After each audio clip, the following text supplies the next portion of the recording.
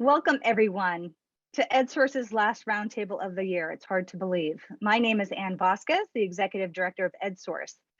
I think I speak for most when I say that we all took a collective breath before the start of this school year. What would this school year bring? To be sure, lots of changes, but which ones would make lasting change? At EdSource, we've been chronicling reforms in education long before the pandemic struck. One such movement has been a shift in how students are graded. The pandemic and its many related effects on education has breathed new life into rethinking traditional grading methods. How can teachers best measure learning? And what role do grades play at a time when everyone is trying to re-engage students after more than a year of distance learning? We plan to pack a lot of discussion in the next hour. And lastly, EdSource would not be able to bring us all together for this really important discussion if it wasn't for the support of our funders. So a big thank you to the Gates and Hewlett Foundations for making today's conversation and roundtable possible. Now for the introductions. Please welcome Nidia Baez, Assistant Principal at Fremont High School in Oakland. Also with us today is Mauricio Rangel, who teaches science at Overfelt High School in San Jose. Next, I'm happy to introduce Douglas Reeves, the author of many books and more than 100 articles on education and leadership. Today at our roundtable, we also have Lynn Rocha Salazar, Senior Improvement Coach with California's Core Districts. Also joining us is Guadalupe Alvarez, Curriculum and Instruction Specialist at Lindsay Unified School District. And finally, our moderators today are EdSource's John Fensterwald and Carolyn Jones. Welcome, everyone. And John, I will hand it over to you. Oh, it's a pleasure. Thank you. And I'm really looking forward to an hour-long conversation on a topic that I know is of terrific interest. So Doug, why don't you start us off, if you will, set the framework. What is the purpose, or what should be the primary purpose of grading? And why should we change what's, from some people at least, think it served us well over a long period of time in terms of behavior and in terms of attendance and in terms of measuring what people learn. Well, John, thanks so much. And first of all, thanks to EdSource and thanks to all of my colleagues for joining us. I particularly appreciate that we have a wonderful mix of practitioners who are in there every day in the field. And I can't sufficiently express my respect and admiration for all of you. So I'm honored to be part of this panel. With respect to the question on what's the purpose, I think we get this wrong a lot. The purpose of grading is not to rate, rank, sort, humiliate, punish, or do all these other things. The only purpose of grading is to give feedback to improve teaching and learning. And if we use that as our filter, feedback to improve teaching and learning, then we can ask the big question, well, what's good feedback? And if I asked every adult who's participating in today's webinar, they'd say, well, Doug, if I'm going to get feedback, I want that feedback to be fair and accurate. I want that feedback to be specific and timely. We all know when we're receiving feedback, what we want that feedback to be: fair, accurate, specific, and timely. And I would argue, John, that that's what grades ought to be: fair, accurate, specific, and timely.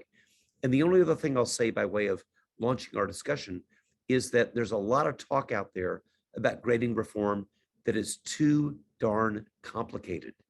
Colleagues, let's just keep this simple. All we want to do is tell our students and our teachers how we can improve teaching and learning. And so, in my judgment, you don't need 20 different things to do.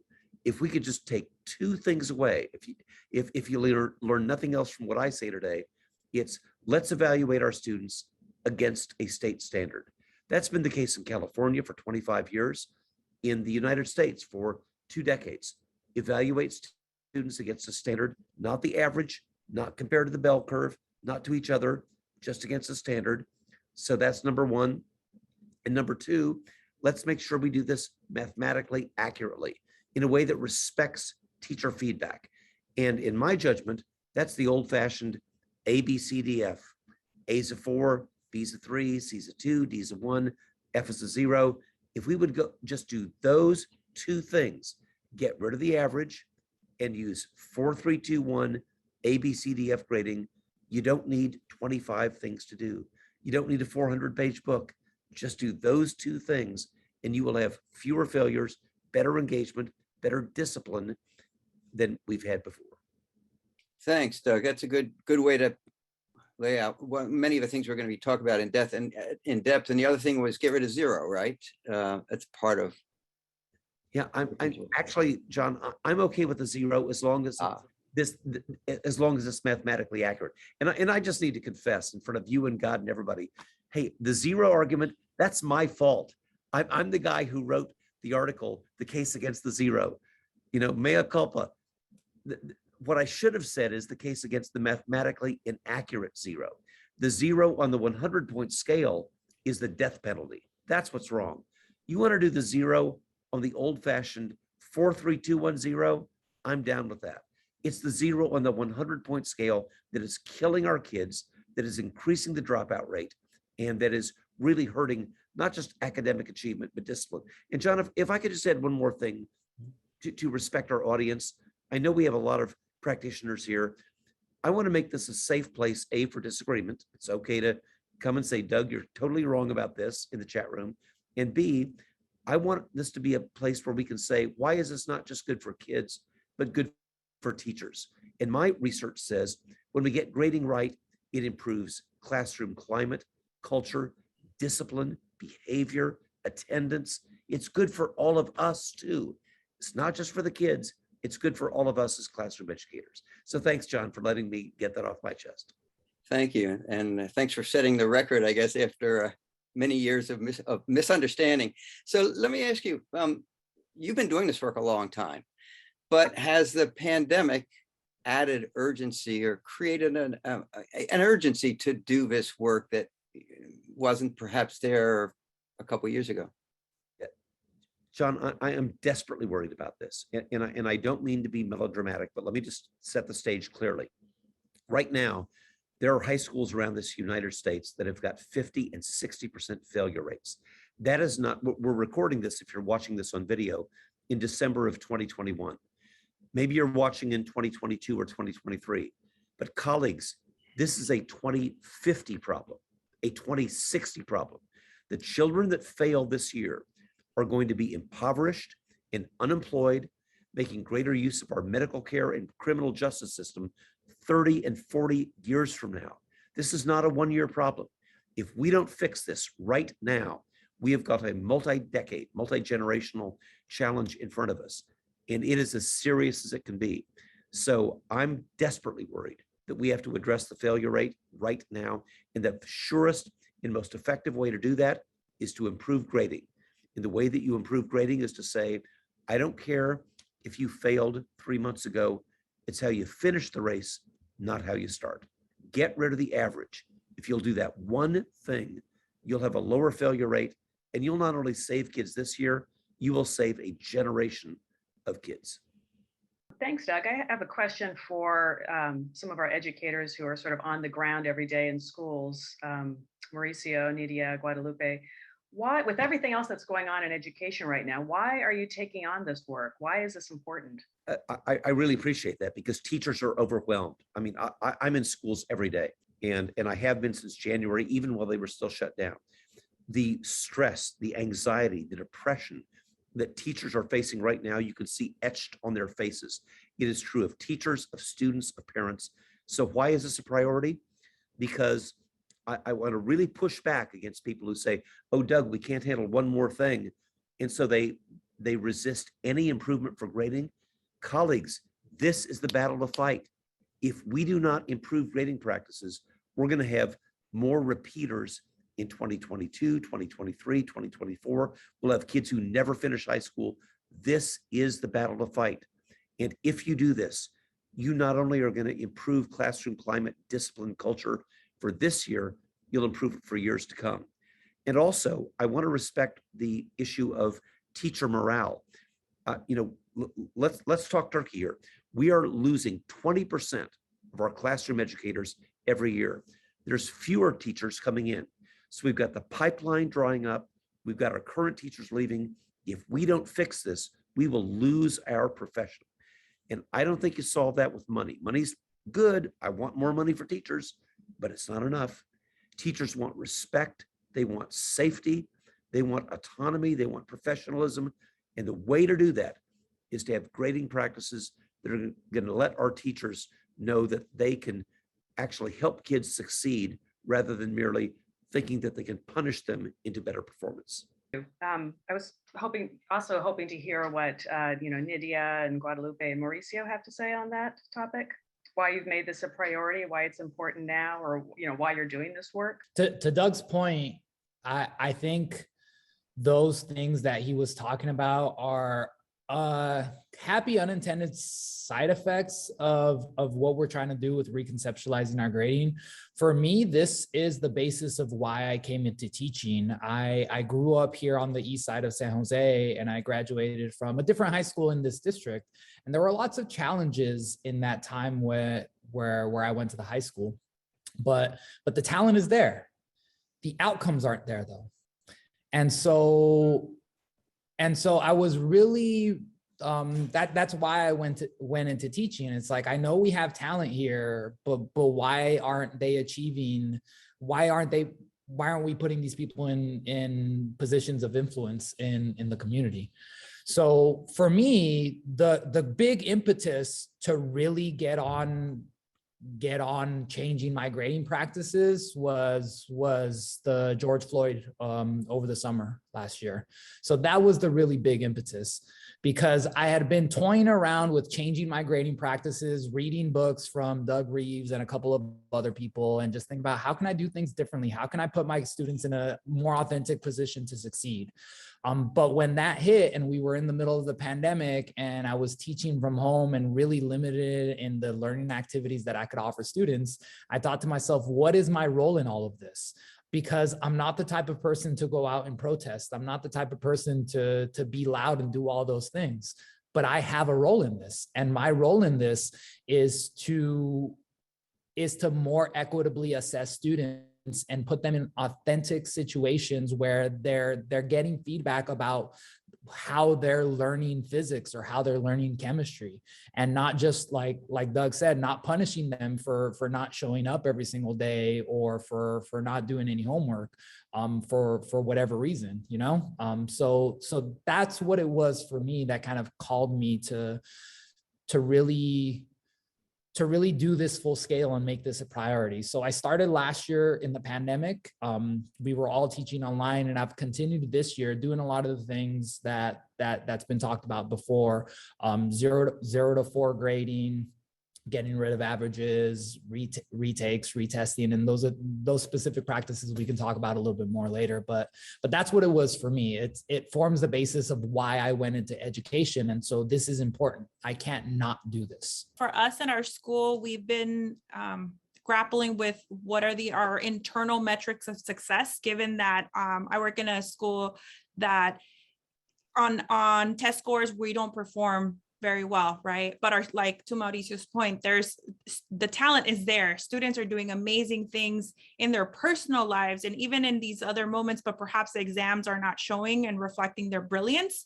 And so it's about establishing our internal metrics of success. So we got a very clear directive from an external, right? From our WAS committee, but then internally really examining what are we prioritizing as teachers. And I think this actually helps teachers really have the power to really say, hey, this is what I really think we could really accomplish within this time period, right? And so during the pandemic, I think our teachers had to re-examine and reprioritize what of my curriculum, how am I going to really assess for those things, especially if the student is not in the room, right? And so what we also found was that we just have an increasing number of students really struggling with mental health, right? And so grades and test scores and just being compared to their peers, whether it's on social media or on academics, right? It's just so fast and it's so stressful. And so you have students with 4.3s with really high SAT scores or ACT scores that still are walking out of your classroom feeling pretty defeated and not confident in what they're supposedly know on a certain metric, and you talk to them and they're just devastated. And I think one of the ways in which this shifting our systems into really supporting young people to learn in this and learn about this different way of how they're being given feedback helps them compare themselves to themselves, right? So if I came in as a student in the 9th grade reading at X level, but now I'm improving, right? And I'm showing growth and I'm getting that feedback from my teachers, like that's going to help me feel much, much more confident and being able to say, okay, now I know I need to work on this specific skill and now I'm going to work on it, rather than perhaps just being compared to your peers and maybe not feeling like you're going to cut it, right? And so I think this is really about giving young people really specific feedback so that they grow for themselves. And that's going to help all the students who, whether they score high on a standardized test or not, that's going to help them really understand, like, okay, I know where I'm at and I know where I want to be. And I think our teachers really are the strongest at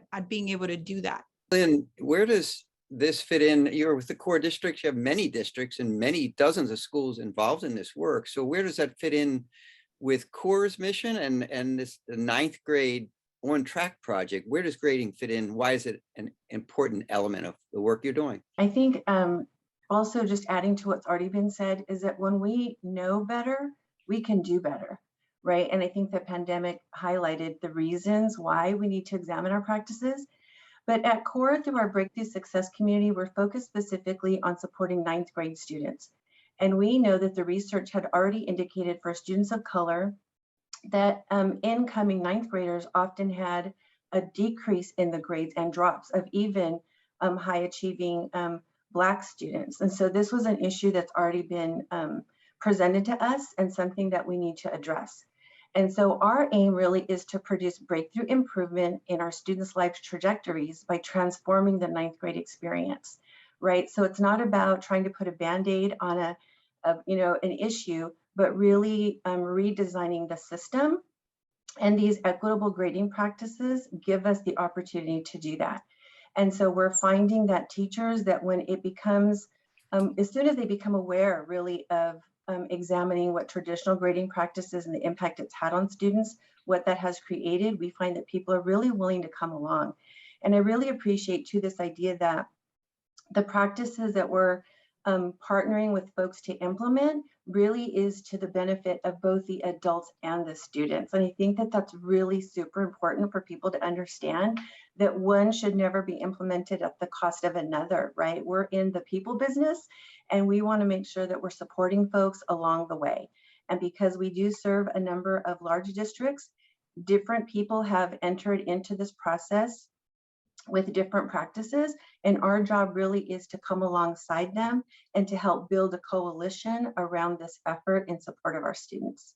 I wanted to jump in with a question from the audience because we have a great discussion going on that I just wanted to bring to the table. Now, I also, in addition to being executive director of EdSource, I'm also the parent of 2 children, a middle schooler and a high schooler. So everything that we're talking about today, I have actually seen and witnessed in my own home. I've seen the spectrum of great grades, tears because an A went to an A-, and I've seen anxiety over lots of effort being put in, but the outcome just not being there. So I've seen the spectrum. And so right now there's a question from Stephanie in our audience. Her child's school has shifted to equity grading in the math department in particular. And so they're not grading homework and other supplemental assignments in the same way, but an unintended consequence of that has been a greater emphasis and higher stakes on testing. And that causes its own issues. There's some anxieties with test taking, certainly even after coming up this year. Just throwing it out to the group, any thoughts about that balance? Is there unintended consequences once you kind of shift in one direction or another? Well, if you don't mind, I'd like to take a crack at it and invite my colleagues to as well. First of all, I want to really reaffirm the concern about anxiety, stress, depression. Those are real issues.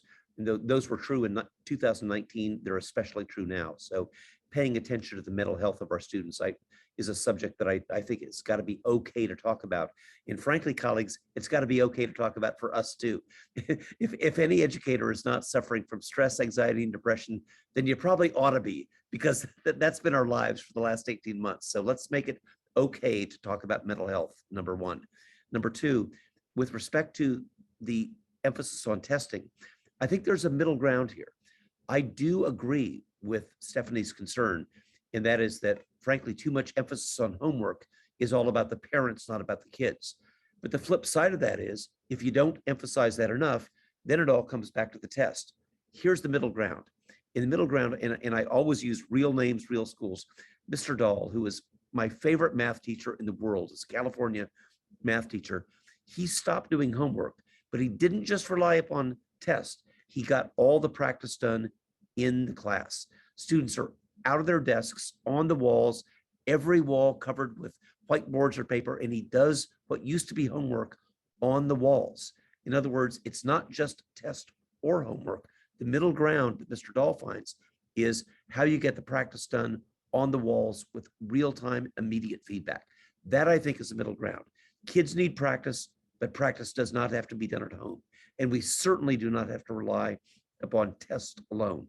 But Stephanie, overall, I mean, I didn't mean to get in the weeds, but can I just validate your concern about the mental health of our kids and the adults? I really want to keep that front and center. So thank you for raising that. We've talked a little bit about the immediate steps that you could take, and Mauricio, you mentioned what you've been doing, and Doug talked about, sort of the quick wins you can do and launch this project. The Guadalupe, and Lindsay, you've been at this for a number of years. So tell us what the process is and what's the goal, and why it's taken almost 9 years for you to go through your process. Where are you now? And if we walked into your building, if we walked into your classroom, how would we see things that are different? Wow, such a great conversation tonight, and just listening to everybody speak. But yeah, in 2007, Lindsay Unified underwent a strategic design change. Our learners deserve the best, so the community came together to make changes because things weren't really working at that time. In 2010, we implemented that performance-based system and that strategic change. I think that implementing performance-based really helped support us through the pandemic. We're one-to-one technology. When we're looking at assessments, we do realize that, grades, they do impact our learners, they impact how they feel. And we want to create that positive culture, that positive drive within our learning communities, so that learners are moving forward and they're progressing through the content at their own pace. We try to ensure that instead of focusing on assignments, we're focusing on learner outcomes and varied types of evidence during the learning process. So we're allowing those learners the ability to show their learning through multiple modalities and in multiple ways. The pandemic hit, it was horrible. It hit in March. We were off the next day. Wednesday, we transitioned to PD. Thursday, we came back. Our learners came back with us. We did not stop instruction. And I think that the competency-based grading and our performance-based system was instrumental with that. So it sounds like, this involves major changes in instruction beyond the simple things that you do in terms of averages. There are requirements to change the way teachers instruct and also perhaps the mindset of your students. Is that true in Lindsay at this point? Our strategic design really began with our administration. It came from the top down, and it did involve the growth mindset implemented for learners and for adults. So we call ourselves learning facilitators and our learners call themselves learners. It just was a strategic way of changing the way we think about outcomes. And then, within our learning environments, creating vision statements together with our learners and then creating codes of cooperation. We've been very lucky in Lindsay that I want to say 2017, we were awarded the Teacher School Leadership Grant. And it was really instrumental in providing a lot of foundational supports to learning facilitators to kind of help with that instruction and to help with, you know, providing that individual support and that customization for learners. I have a question. Is this more work for teachers? So- I am not going to lie, it is a lot of work. It is hard work. You know, I was a content level 8 learning facilitator for a very long time, but we do what we do because we love the outcomes. We do what we do because we love our Lindsay learners. We do what we do because we see our learners graduating at a 94% rate and moving on to secondary education. It is hard work, but we are willing to put that work in to do what is needed. Doggone it, you realize that you just said in 1 minute what it took me a whole blooming chapter to write. So I want your eloquence in my next book. I will just say this. If we think that this work is time consuming, failure is really time consuming. So you listen to your colleagues here. You know, we got to be willing to do this work because doing it now saves tons of time later on. But seriously, thank you for your eloquence. That means a lot to me. I would just like to add that I think those two, and I think it's also really important to create quick wins that can have an immediate impact for students because kids come every day. We cannot afford to wait, and we know what those steps are. So how do we support teachers in providing them the information, tools, technology, software in order to do that rapid work that can have an immediate impact while keeping, you know, teachers and students safe, making sure we're not causing harm. And what we've also learned is that teachers that have adopted equitable grading practices go through a progression of their own thinking. They're examining their own belief systems. So suddenly they may choose to do a 4-point scale, but then they'll also want to consider weighting most recent work, right? There's an evolution of process and thinking. And so they may choose to pick 1 or 2 ideas to test in their classrooms. They start to get their feet under them. They start to communicate with parents. People start to realize the impact. Then suddenly they're collaborating with their colleagues. Then the staff or leader decides to spend dedicated time to planning. They take on some of these deeper levels of work based around competency over the summer. And so it really is about, you know, coming in and collaborating with your colleagues, building collaboration with your parents, and suddenly you're building momentum, right? And so it's not like it has to be one or the other. We think there is a natural progression that can take place within the work that will serve both the teachers and the students well. Just to continue that, because I know there are many teachers watching now, and so there's an obligation if you say we're going to give every student who doesn't do well an opportunity to retake that test. And it's not just retake the test, it's a student might come and say, I don't really understand some things that were in that test. And therefore, not only do teachers then going back and working with the student or figure out some way to go back over the material that the student didn't know, but then you're doing multiple tests perhaps. And are you finding that colleagues are, I mean, it's a tough year for all teachers. Is that working? And, you know, is it working for you, Mauricio, in Overfeld in San Jose? Is it a lot more taxing, a lot more work that you're willing to do? And I'm wondering what your colleagues think when they see you and talk to you about that. Well, in terms of, so there's a couple of things going on right here. When we say like, is it a lot of work to do this? Yes, if like we all grew up with the traditional 0 to 100-point scale. And so that's what everyone knows. And that's what most of the parents that grew up in this country know. And if we had started teaching 5-10 years ago, I'm in my 9th year of teaching, and I've generally used the traditional grading scale. It's work because it's just, we just have to think about things differently. I want to highlight a lot of the things that Lynn was saying. It's a process, and you work towards these things, and the light bulb, there's not just a light bulb that switches that you're like, all right, now I got everything. I mean, anybody that's been a teacher for a couple of years know that you're constantly improving your practice. But I also think about my student teacher. I have a student teacher this year, and as much as they're learning about grading and assessment in their program, and as much as he talks to his classmates about what they're doing in their class, his only experience is going to be what I do in my class.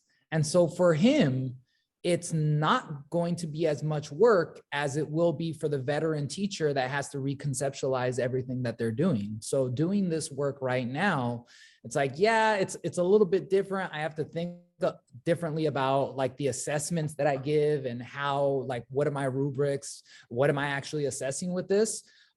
It's extra work because it's different, but number one, teaching is hard no matter what. Number two, it won't be extra work for my student teacher and everyone else that comes through our systems after this. It'll just be how it is.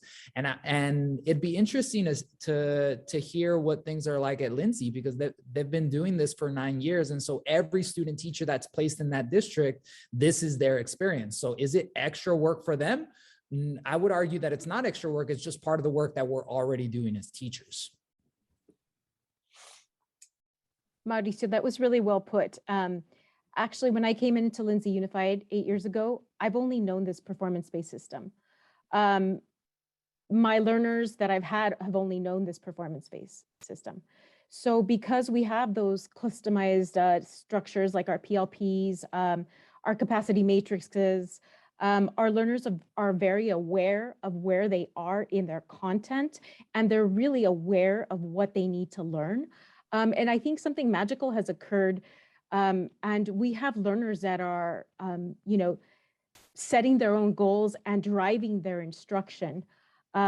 So you're right in that it is still a lot of work differentiating and customizing, but is it more work? No, because that's all we've known. I wanted to jump in with another comment and question from the audience. Kyle asks about the shift in this type of grading. How does it change the perception of a student's ability in the teacher's eyes? And what effects does that have either in the short term or long term? So Guadalupe, Mauricio, others, please, how do you see that? I can say that for myself, having to think about what counts as an authentic assessment of their learning and what doesn't. I have to know when a student is working on some work, what are the concepts and what are the skills I'm assessing. For me, it's changed the discourse in the classroom. So when they get a test back and they see a score, I mean, all of the research shows that if you put a score on the exam, they're not going to read any feedback. So as soon as they see A, B, C, D, 90 out of 100, whatever, that's all they care about. They're not going to read the feedback that you leave on whatever paragraphs or whatever questions.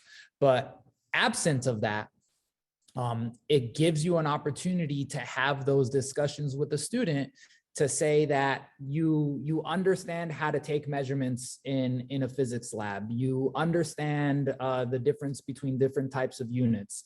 You're still working, you're still developing your understanding on algebraic reasoning. And so, like, from my point of view, thinking about how students do work and the shifts in grading that I've made, it's made it easier to facilitate that type of feedback that we're talking about. You know this, you don't know this. Because a lot of times you ask a student what they're learning in a class and they'll say, I don't really know, we're kind of doing this.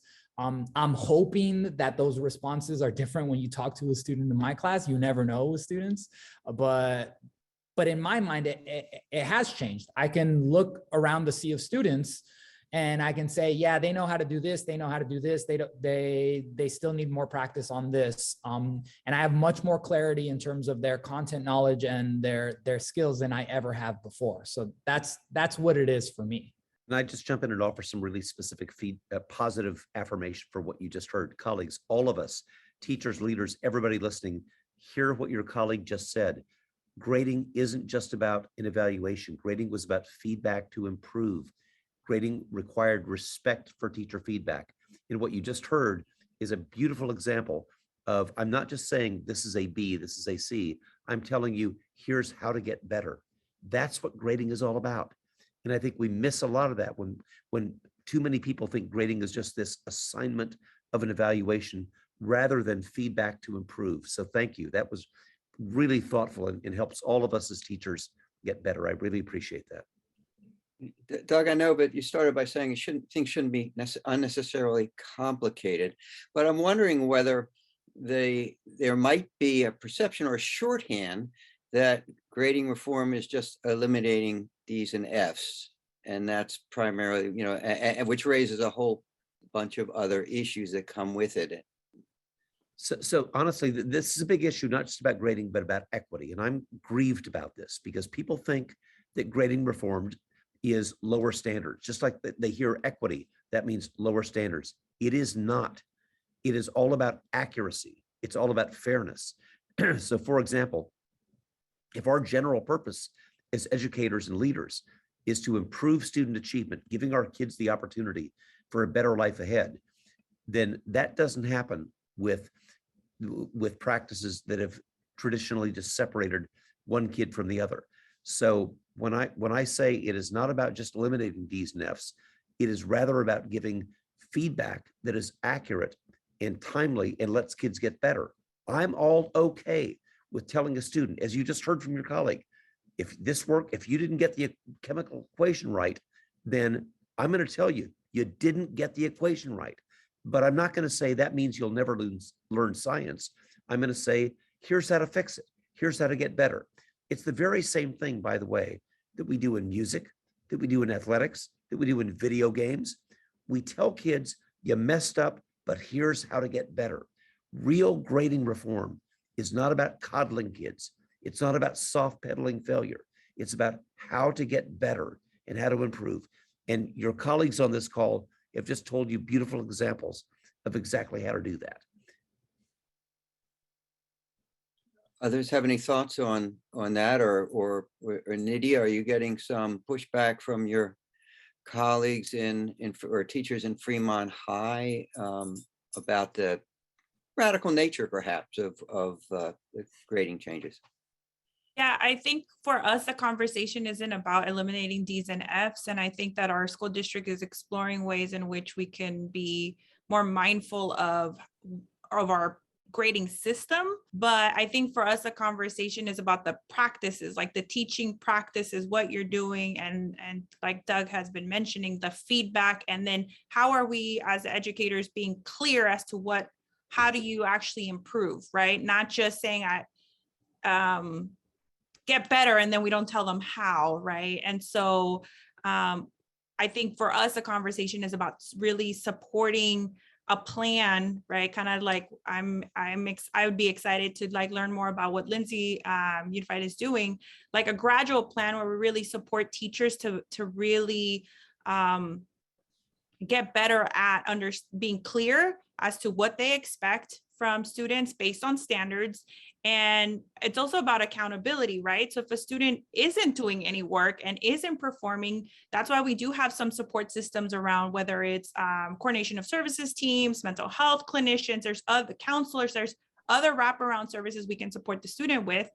But this isn't about just getting rid of F's and D's and that's it. It's about what actually is happening in the classroom and helping teachers really design instructional time so that they're providing those opportunities, right? And so I love that everyone's saying that, because I think that the role of our teachers is crucial in being able to really construct that time meaningfully so that students are showing up and saying, okay, I got this, right? And I'm getting a score of a 2 and I know how to go to a 3 next time. But if we're not clear to do that, the D's and F's, argument that's not even the argument, right? That's just something that I think it's a simplified way to see this conversation that we're having right now. And I think that all of us agree that that's not the focus of grading or more equitable grading practices. It's not just about that out the window. It's about what happens in the classroom. So colleagues, listen to what you just heard. This is the exact difference between grade inflation, which is what our critics say, and work inflation. When they work harder, they get better grades. Listen to what your colleague said. That is exactly the issue. It's not about feeling sorry. It's not about the Pobrecito effect. It is about letting them have feedback to get better and work harder. Thank you. Once again, you said more eloquently than in a minute what I've said. Thank you. And I would just add, I think the public discourse matters, right? Yes. What are we leading with? What is it that we want our stakeholders to hear? What is it that we want them to know? How can we get them to become partners with us so that we build a common understanding, as opposed to leading with things that will make them afraid, right? Like, oh my gosh, what's happening now? You know, we're not going to turn the world upside down. I think you've heard everyone on the panel say that this really is about the heart of improvement. Every good teacher and leader is all about continuous improvement. And I think that when our parents and students understand that we are about supporting them and their success, like, how could anybody be opposed to that? I mean, it doesn't necessarily mean that everyone will immediately adopt tomorrow, because all of the work we know from the map of pedagogical knowledge is based on our individual essential beliefs. And until we do the work around our essential beliefs, and until we go there, we're really not going to be able to move forward. So I just really appreciate the panelists understanding and clarifying what this is not about in order to help move the work forward. How do you bring this to parents? There might be some questioning, if not pushback from parents who say, gee, it worked for me, you know, depending where you live and what school you attend. Why are you changing this? My son or daughter knows exactly what to do to get the points to be successful, and now you're changing this. But when we have this next EdSource diagram, we must have some teenagers on here who will testify how perfect their parents are. We'll be searching along. We'll be searching for a hard to get that. But Mauricio, tell me, I mean, are we talking about whole school reform, or you're doing your work as an individual teacher at Overfeld? And is it confusing for students to go through your class versus other classes? And I mean, should this be done at a school level, or can you sort of go under the radar doing your work? Of course, it's hard to say under the radar now, but at your work at Overfeld, or, you know, does it have to be school or system wide or district wide? Yes, it's confusing for students, but that's not any different than the current system. There are a couple of weird things happening at Overfeld that complicate things, where our district right now is kind of not happy with our grade management system. And so the teachers are using 2 different grade management systems this year, which complicates things. That aside, it's difficult to do this work in isolation. The work at Overfeld started from a handful of teachers over the pandemic using this as an opportunity to try new things. So talking about this among my science colleagues, even before the George Floyd thing happened, we were still going to be trying different things. And we're like, from our point of view, we're teaching online. We can't do the same types of things. Let's try things that we wouldn't have had the opportunity or the motivation to try if this were just regular. So trying things over the pandemic kind of built into more and more teachers being interested in this. So we're in more and more teachers were interested in this. And so that's when our administration came in and offered support. So our administration paid for any teacher that wanted to do online modules last year with Joe Feldman's book, Grading for Equity. It was a book that was recommended to me by the people at my professional preparation program, my master's program. And so that's what I started looking into when I was really like fully invested into change my grading practices. So from a student's point of view, it's difficult having different teachers have different policies, but that's not any different than what it is before. having done this for a year and a half, just like fully going all in now for a year and a half, students pick it up. I've gotten feedback from students that say that they like the way that I do grades better than they like the way that the other teachers do grades. There are still issues of like test anxiety. That test anxiety stuff is real.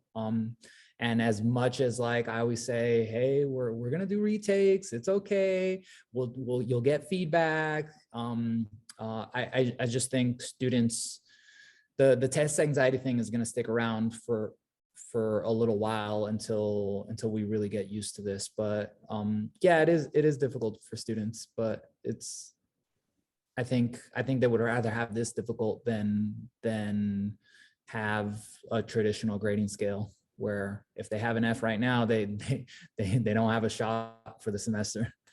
Now, one point of clarification on that point, and maybe it's for Doug also to answer, since we were talking about the average also, there's a lot of folks in the audience asking, what does it mean to get rid of the average? Yeah, so you ask a straight question, you deserve a straight answer.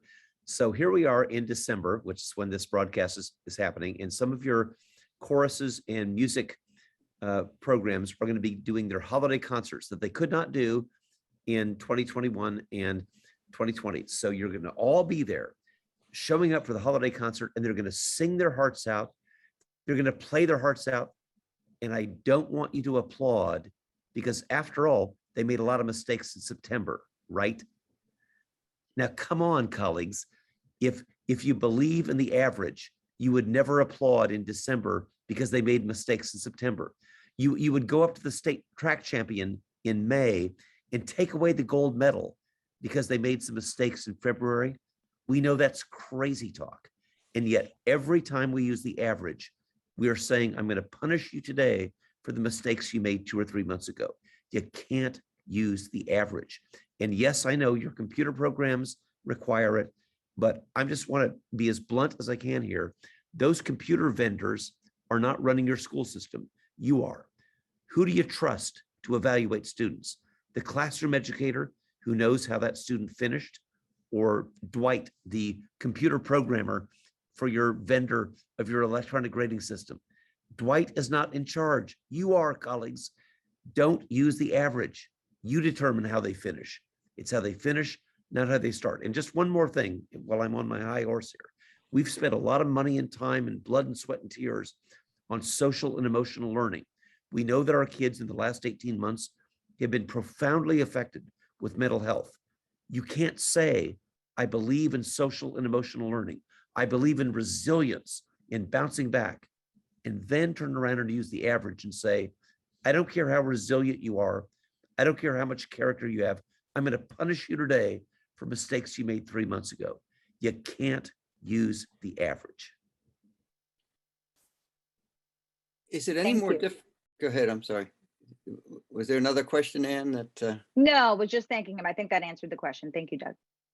Is it more difficult to do with some subjects than others? It maybe might make more sense to say with math as opposed to social science. It's one of the questions we've received. So I'm a math teacher, and I want to acknowledge that in my math classes, I do try to make everything cumulative, but I have had pushback from social studies teachers and science teachers who say, well, Doug, you can't average in physical science, earth science. You can't average in, the Revolutionary War with Civil War. I get that. But at least within units, what you got to do, even if it's, so for me, it may be 18 weeks, for maybe you, it's 6 weeks. All I'm asking is within whatever unit you have, 6 weeks, 12 weeks, 18 weeks, please don't use the average. Now, maybe your time frame will be shorter than mine, but what you got to do is create an ethic of resilience, of bouncing back, of my failures of 2 weeks ago do not determine my grade of today. That's all I'm asking. One thing I would add to that as well is that one of the things that we're learning from those that we support is there are primarily 2 questions.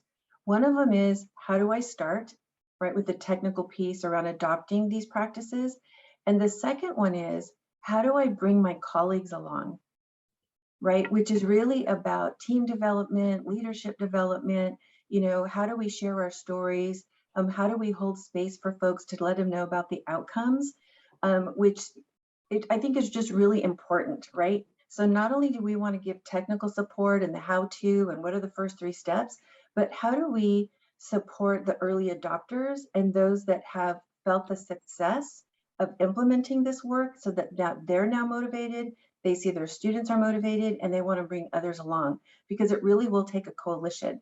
And admittedly, I was thinking more of the technical around the grading and the practices and less about the leadership support and development. But I think that that is equally important for these early adopters and will really help us to have some significant impact in the redesign of our system. Well, I'll just take a quick stab at this, and that is please don't wait for everybody to agree. If you wait for buy-in, you'll be having these arguments 50 years from now.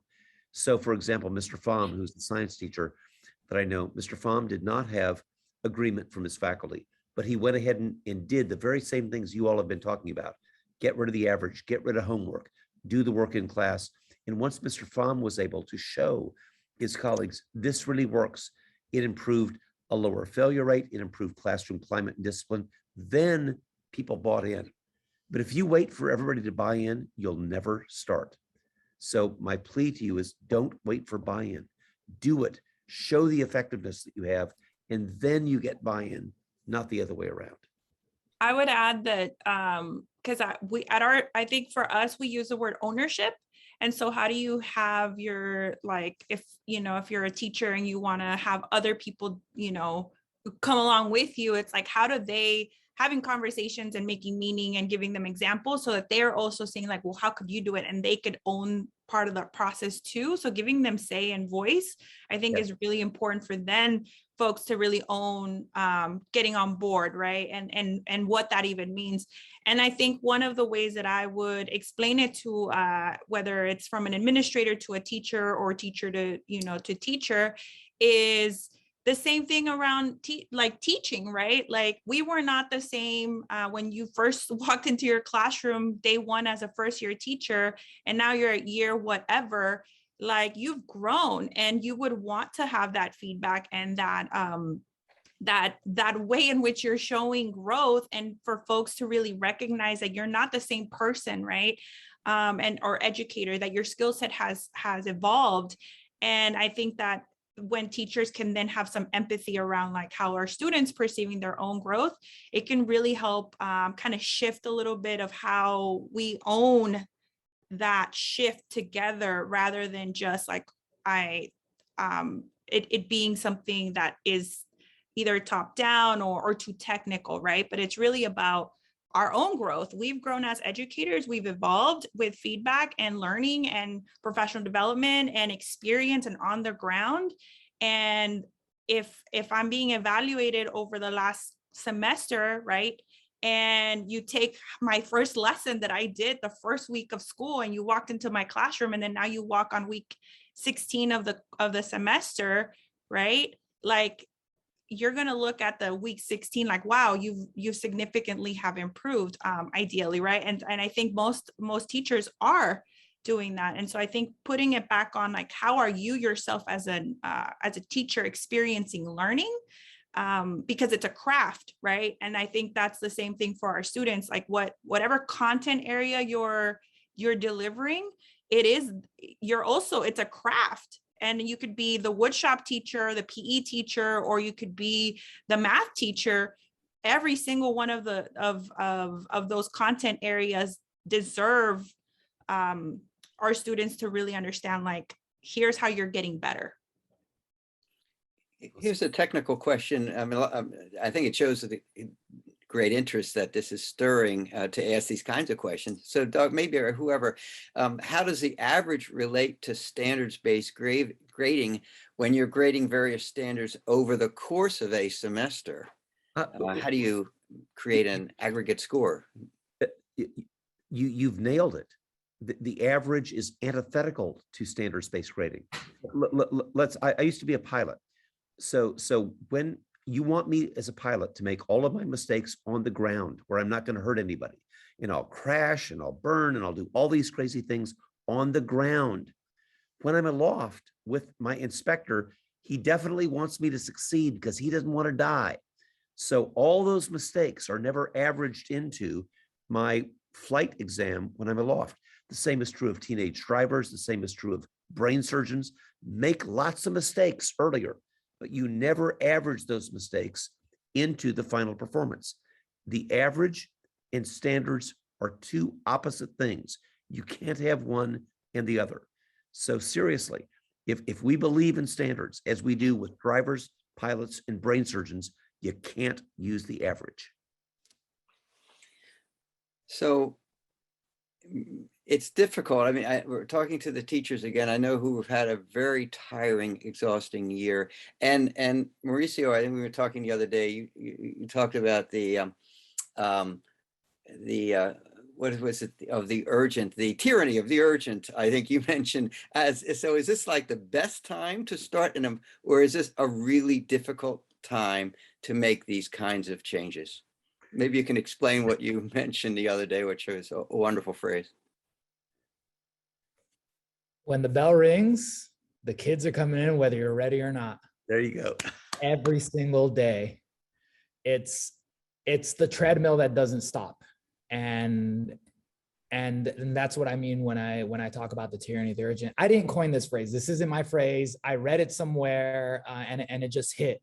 But that's the tyranny of the urgent for teachers. It's the bell rings and the kids are here, and you better have some high quality instruction or high quality practice for them to do. Because if not, what are they going to do? Just sit there, watch a movie? Like, why are they even here? Why am I here doing this job? And not that there's not a place to watch movies. I don't want to make anyone feel bad because I've been there plenty of times. But anybody that's been a teacher kind of knows that feeling when the bell rings and the kids come in and you're like, all right, let's go. The thing that I keep coming back to is another quote.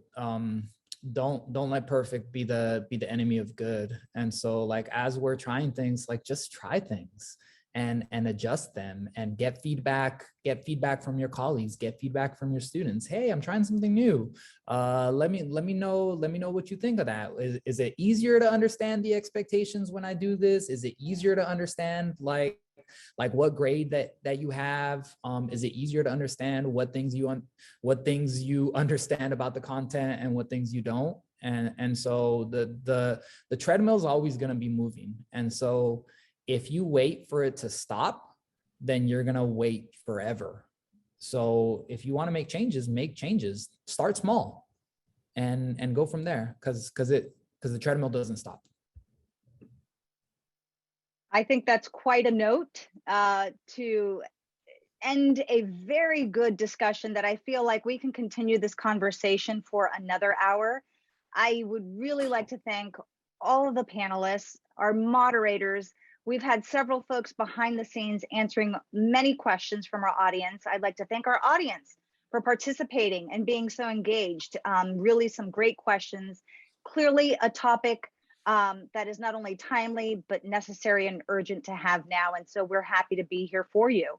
I'd also like to thank EdSource's funders, again, the Gates Foundation and the Hewlett Foundation, for making today's conversation possible. And thank you, everyone. Have a wonderful rest of your week.